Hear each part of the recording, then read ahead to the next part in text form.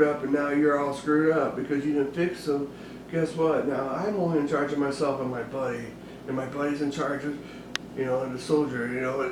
If he's not in charge of himself, and then help me be in charge of myself and bring that squared away, man, and then we just shine.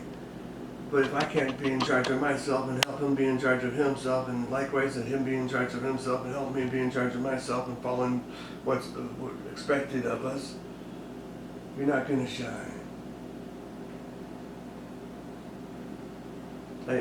So when I shot M16 out there, carried the machine gun, I was off, man, because you shoot the gun different, the weapon different. The M16 is a spring coil, so there's no kickback. It's just you can put it right there and all day long, and that spring is taking that shot. A 240 or a machine gun M60, you gotta put your shoulder into it, so you're leaning into it. See, you're muscling it. You can't muscle an M16. You have to be delicate. It's like any rifle. You have to be delicate. That finger and that tip is just gotta be as light as possible. That breath's gotta be silent and a pause. And it's supposed to surprise you when you pull. Watch that scope. That'll surprise you. That's for sure. But iron sights, they're deadly once you know how to use them. Line things up.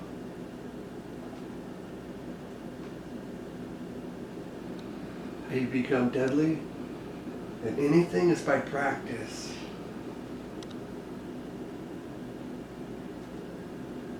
Our platoon knew that, oh shoot, sorry you guys, you've been on the gun for 2 years, a year, Jules, yeah, 2 years, yeah, I carried it like a hog, man, not a pig, but a fucking like beast, man, like, whoa.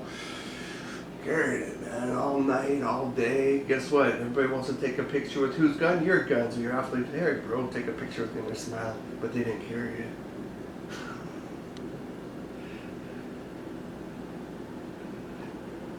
So, the M16A2 experience. Well, I don't know how. I didn't carry much. I didn't carry that weapon very much. I carried it over in Saudi Arabia with the 203 underneath it. I was a team leader.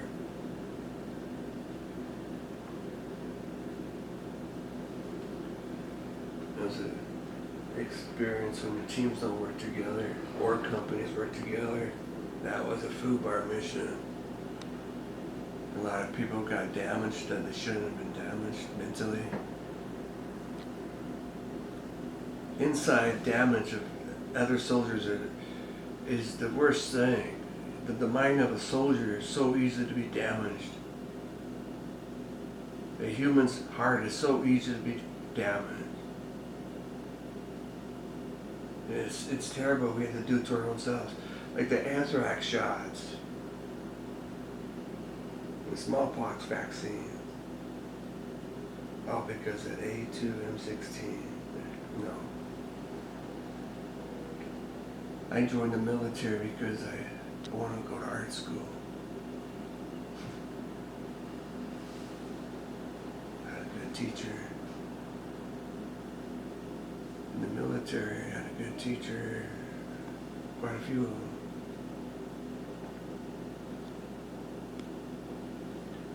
Sometimes the best teachers are the ones in the same rank as you, or the ones below you in rank. You never really see the ones that you think are like, oh, great. They're like so great that they keep them busy just doing whatever they want, being great. Like I was almost on the wrestling team, but because I was infantry, they keep me busy. And what's crazy about the military is once you get your own room, you don't want to leave that own room. You don't want to leave your little space of your own room you finally got, and it takes sometimes 2 years.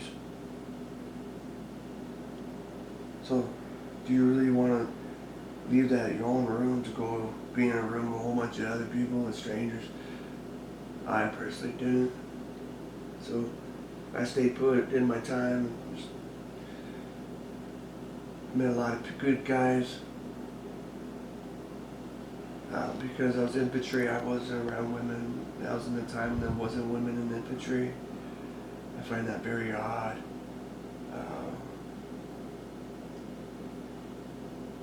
I know women can be infantry soldiers. I just don't see how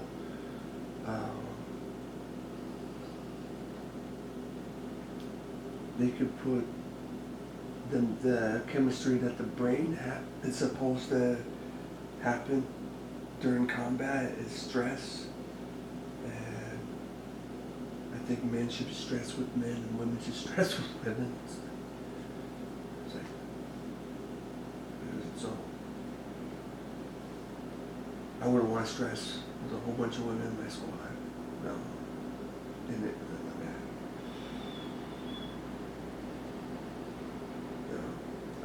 I guess I'm just undermining, like, infantry guys are dirty dogs, man. You sit in a room of 30 guys sometimes and you come up with the most sexual story that every guy wished they had or experienced. And then you fine tune each other's ability. How?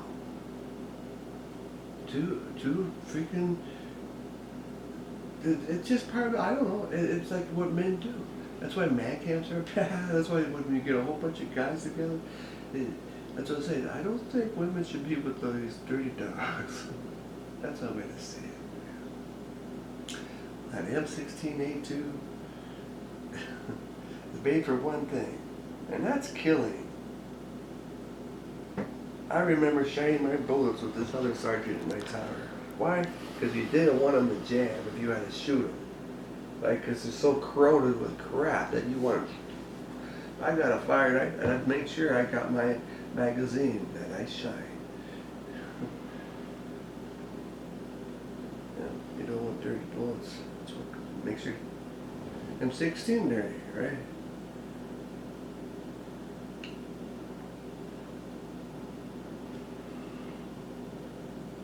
Pretty neat experience.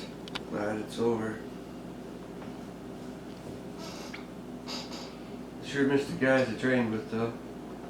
You know. The great thing about guys is they do push each other to be better. You said you bring up these things, hey man, it's not cool to act like that. Most of the times guys will try to carry you out.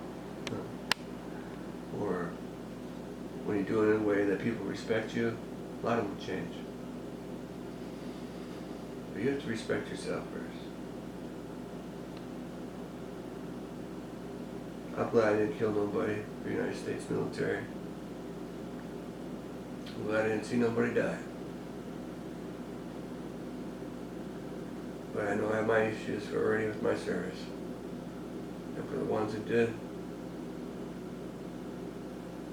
there's a lot of healing you can do with your mind. I use art to heal my trauma, my life, everything else. I use art.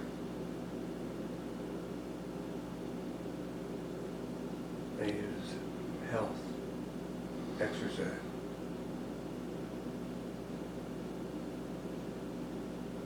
If you have one person who could help you, just being a supportive person, that's really good.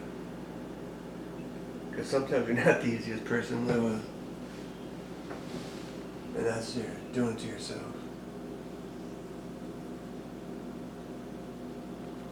And when we're talking to other military guys, we would say, there's no off switch. You mean, what do you think? Like, basic training wasn't to go learn how to make cupcakes. I hear you, I see you, and I understand. But I'm just saying these words. I don't even care if you record them. But they're saying from my heart. Anyway, I'm just talking.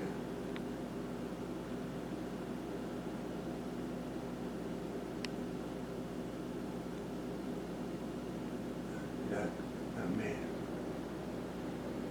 You know, my brain's not made to do the things that the government's asking them to.